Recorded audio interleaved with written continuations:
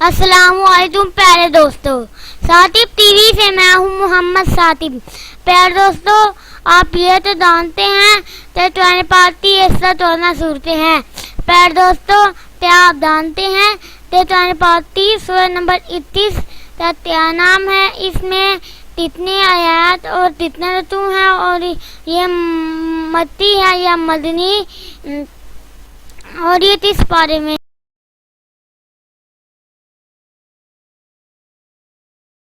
तो प्यारे दोस्तों, कुरान पाक की सूरह नंबर 31 का नाम सूरतुल अंबिया है। इसमें 112 आयत और 7 रतू हैं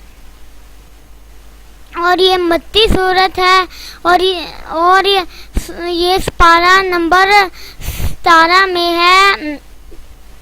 उम्मीद है आप तो ये वीडियो ज़रूर अच्छी लगी होगी।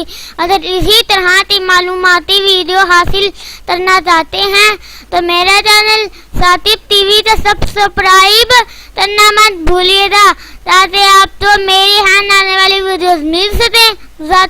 अल्लाह हाफिज़।